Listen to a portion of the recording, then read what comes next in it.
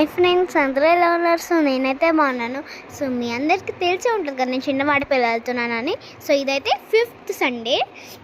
So అక్కడైతే చాలా crowd ఉన్నారు, అందుకే నేను వీడియో తీయడానికి అవ్వలేదు.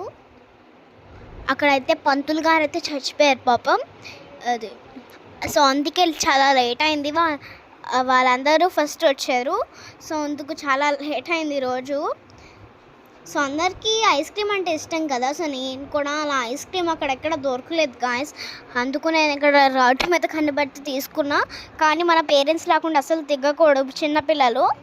సో ఏమైంది అని అనుకుంటున్నారు కదా, ఒక మంకీ అయితే నేను డ్రెస్ పట్టుకుని లాగేసింది గాయస్ ఐస్ క్రీమ్ కోసం. మనమైతే ఐస్ క్రీమ్ అయితే విసరలేం కదా, మనకి చాలా ఇష్టం. సో అందుకు నేనైతే చాలా టెన్షన్ పడాను గాయస్. అసలు చిన్నపిల్లలు అయితే అస్సలు దిగకూడదు వాళ్ళ పేరెంట్స్ తప్ప. సో నేనైతే మా డాడీతోనే దిగుతాను, కానీ ఈరోజు నేను మా డాడీ వెనకాల సీట్లో అయితే కూర్చున్నా. సో అందుకు కొంచెం ఈరోజు అయితే ఇలా అయింది. సో మా మమ్మీ కూడా అయితే చాలా టెన్షన్ పడారు.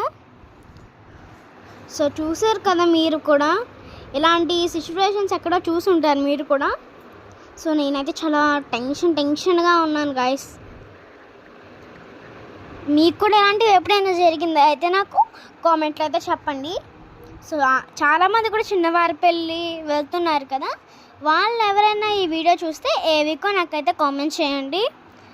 అని ఇంకొకటి ఏ డే కూడా చెప్పండి. మేమైతే సండేస్ వెళ్తున్నాము.